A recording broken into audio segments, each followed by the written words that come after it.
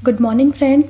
आज के टॉपिक में हम क्लास 7th का लेंगे पार्ट 3, जो कि है पदार्थ की संरचना एवं प्रकृति। और जो टॉपिक आज हम पढ़ने जा रहे हैं उसका नाम है पदार्थ की अवस्थाएं।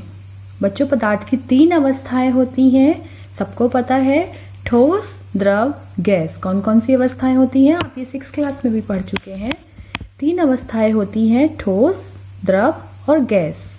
अब पहले मैं इसको डायग्राम के थ्रू आपको एक्सप्लेन करती हूँ कि ठोस, द्रव, गैस में क्या डिफरेंस होता है।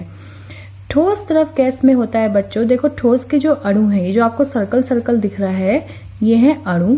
तो जो ठोस के अणु हैं वो बहुत पास पास होते हैं, आप देख सकते हैं कि ये बहुत ही ज़्यादा पास पास हैं।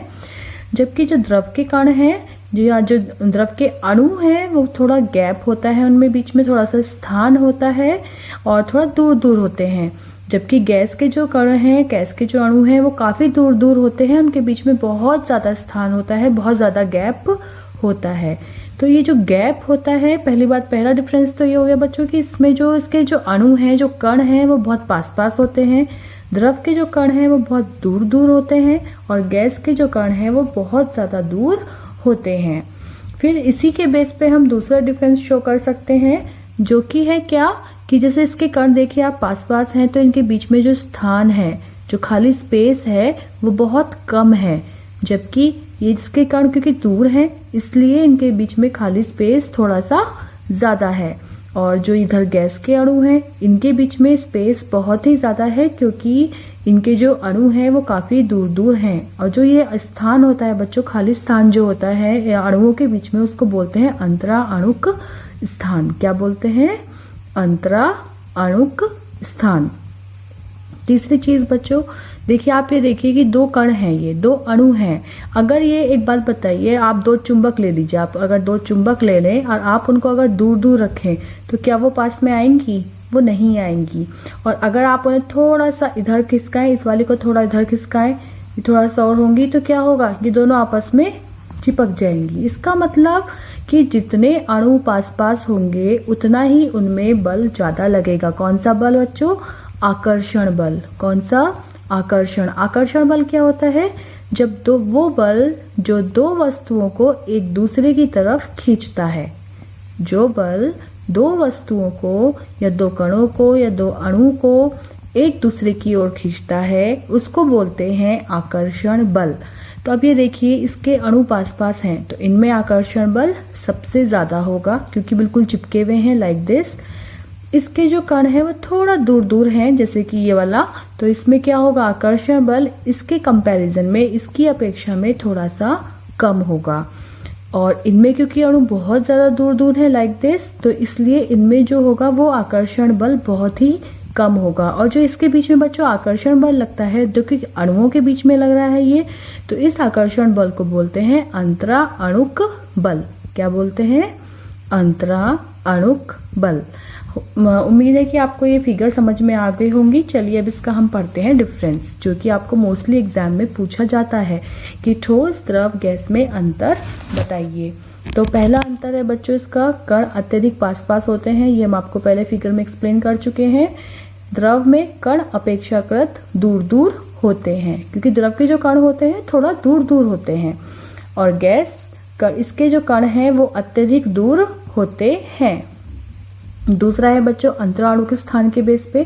तो अंतरा अणुक स्थान मतलब 2 अणुओं के बीच का स्थान जो होता है। अंतरा अणुक स्थान ठोस में बहुत कम होता है। द्रव में अंतरा अणुक स्थान ठोस की अपेक्षा में अधिक होता है और अंतरा अणुक स्थान बहुत अधिक होता है। किसमें? गैस में।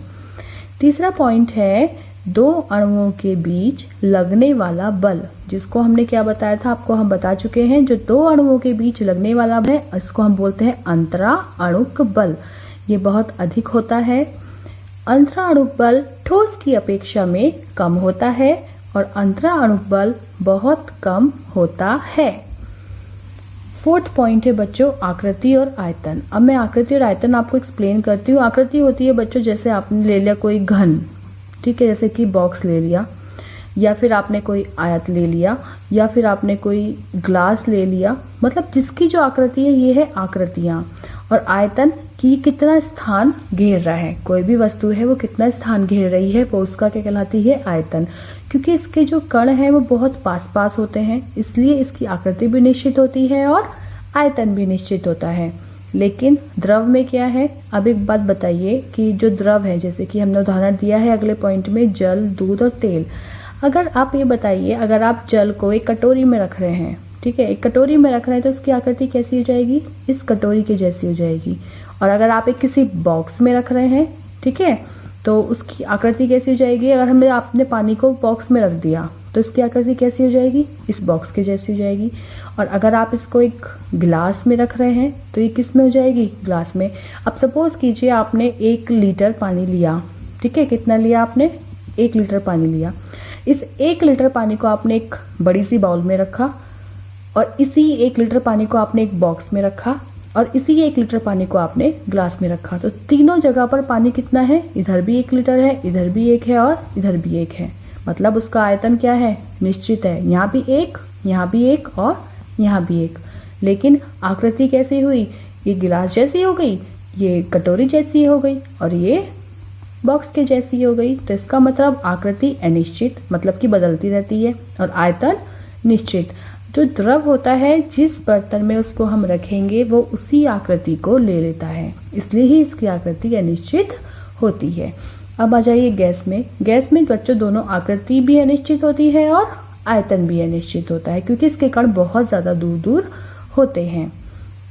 अब इधर आ जाइए उदाहरण। उदाहरण में किताब, मेज, कुर्सी आदि ये सब ठोस के उदाहरण हैं, और द्रव में जल, दूध, तेल आदि, और गैस में हाइड्रोजन, हीलियम, ऑक्सीजन, नाइट्रोजन, बहुत सारी गैसें होती हैं आदि। उम्मीद करती हूँ बच्चों आपको द्रव की अवस्थाओं में अंतर अच्छे से समझ में आ गया होगा, और इसके आप अपने नोट्स भी आप उतार सकते हैं। आप एग्जाम में इसको एज इट इज़ लिख सकते हैं, और अब ये फिगर भी जरूर बनाएं। जो ये फिगर है मैंने दिखाई है आपको, ये फिगर जरूर बनाएं, तो एग्जामिनर जो होगा वो आपको फिगर देखकर ही नंबर दे देगा। चलिए बच्चों, अगले टॉपिक के साथ आपको जल्दी मिलूंगी, तब तक के लिए थैंक यू, बाय।